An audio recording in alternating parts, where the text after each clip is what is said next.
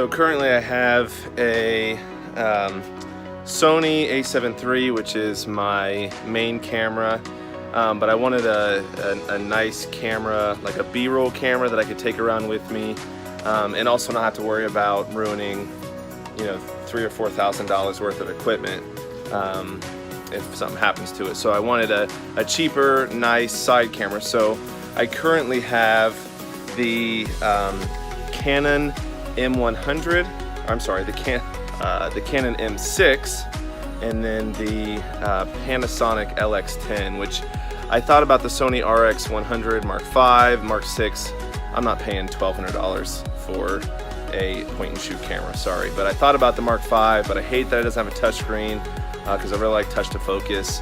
And I also thought about the Canon G7X Mark II, but it's a little more dated now, and it just doesn't have high frame rates, which neither does the M6. But and I hate that it has this focusing sound to it. You can hear the lens focusing. So I ended up with the Panasonic LX10, the Canon M6. So I just want to do a comparison video of them. I'm gonna have the iPhone 8 Plus with it also filming, which is what I'm doing. I'm using the front-facing camera on the 8 Plus right now. You can see how blown out it is. But I want to use that as a reference because, in my opinion, and I know that there's a lot more variables than just image quality on a nicely lit day, but if a camera, just a standalone camera, can't beat an iPhone, then why even own it? So I'm going to use the iPhone 8 Plus as a reference, and also my Sony A7iii. It's very unscientific. You can see my setup. I'll show it to you here. It's just 3 cameras on a board. I'll hold it as steady as I can, but don't consider this a scientific review. I just wanted to do a quick comparison while I had these cameras together. So here is the comparison video. Hope you enjoy. One other thing I forgot to mention real quickly is that I will be shooting in 1080p 60 frames per second with each of these cameras. The Sony does 4K at 30, and the Panasonic does 4K at 30 as well. So keep that in mind. I just wanted to do a comparison. The Canon M6 is limited to 1080p 60. And that's usually what I shoot in anyway. So I'm just gonna keep them all at 1080 60.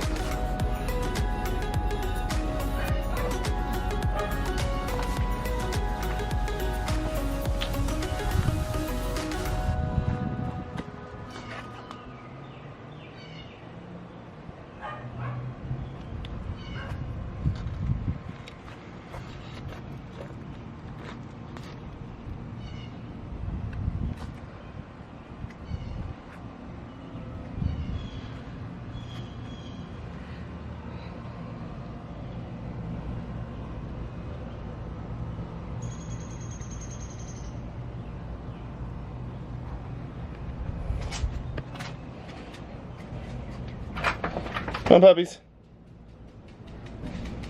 Come on. Come on, Winnie.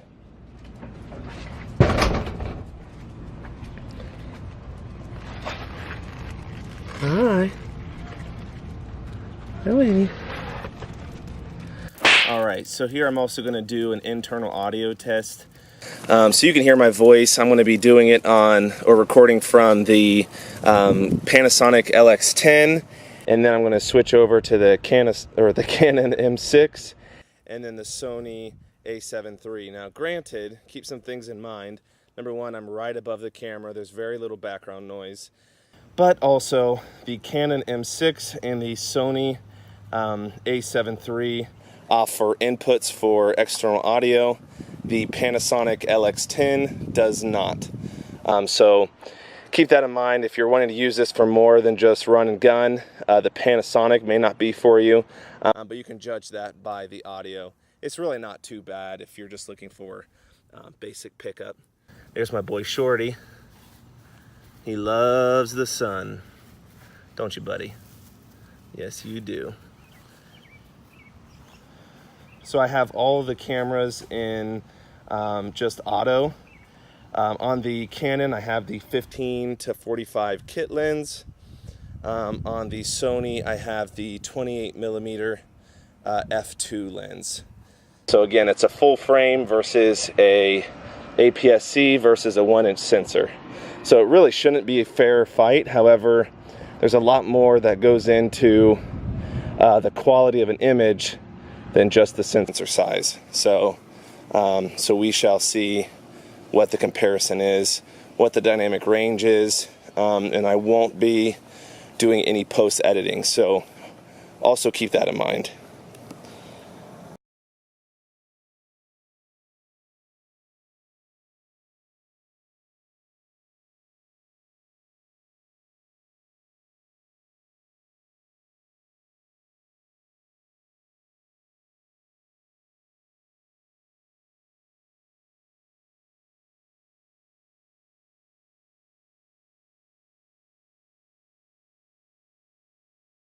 Mind.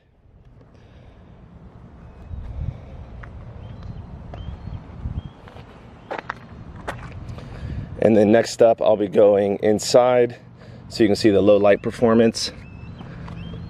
There's Miley. Hi, Miley. All right. So it's a very bright, sunny day in southeastern Ohio. Right now, we're in the shade.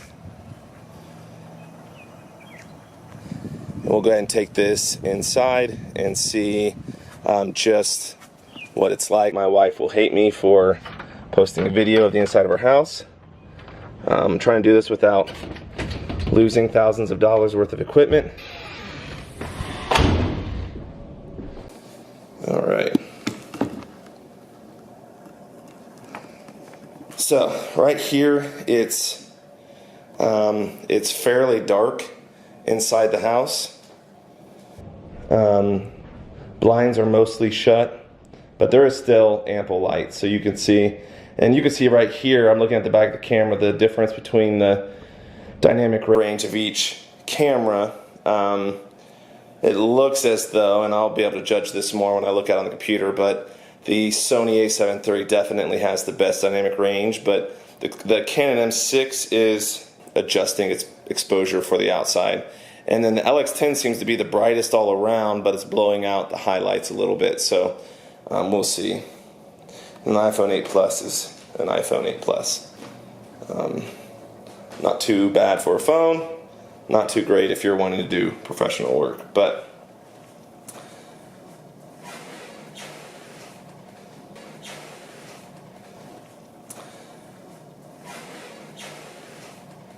so we'll go adjust for the bright outside and then look quickly inside. So here it is, and dark inside.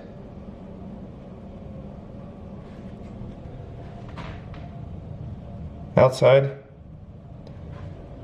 and inside.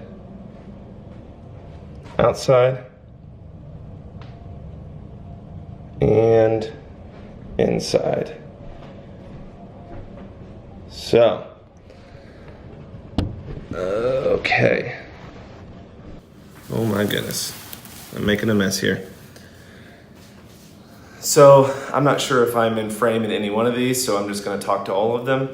I hope this gives you an idea of what each one does. I know this was really quick. This wasn't scientific at all. There's a lot more that goes into whether or not a camera is right for you than just what can be shown in this quick test. But I've been impressed with each of these cameras. That I've had a little bit of time with them all. The Sony A7 III is, in my experience, I mean, I've used it for professional shoots, for promotional videos, for small and mid-sized companies, and it does a phenomenal job. 4K is beautiful, 1080p is pretty good. 1080p, 120 frames is amazing. Dynamic range, all those things that you probably know already. Incredible camera, also over twice as much money as the other two. But I love it. However, the lack of a flip out screen kills me. I hate that it doesn't have one, so I have to either use my phone as a monitor to set up the shot if I want to be in the shot, or I have to set up a mirror behind it or something crazy like that. It's just ridiculous. The Canon M6, in my experience, does a really good job with photos, beautiful photos, great. You can, if you take a raw image from it, you can do a lot with it in post-editing. Really like it for photos, videos. I don't know, I just can't get a quality, really high-def looking video from it. Everything looks so soft and I don't know, I just haven't had good luck. So I hope that that's different. The image stabilization is meh, but I still really like it. It has a mic input, it has the hot shoe up top, it has some lenses available to it. You can buy the $200 Canon mount and it does a good job, so you can use the full frame lenses, the EF lenses. And then the Panasonic I love, no mic input, which is a shame. It has a small sensor, but it seems to do a pretty good job for run and gun stuff. So I hope that you enjoyed this video. No matter what camera you choose to go with, it honestly, it's not all about the camera. I'm sure you've heard this before, but it's about the story you tell. There are YouTubers who use an iPhone 6 Plus who have hundreds of thousands of followers because they tell a good story. So that's really what it comes down to.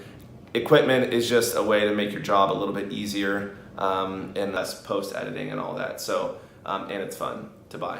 So I hope that you enjoyed this video, and I'm sure I buy cameras all the time, so maybe I'll do some more reviews for cameras. All right, thanks a lot. See you in the next one.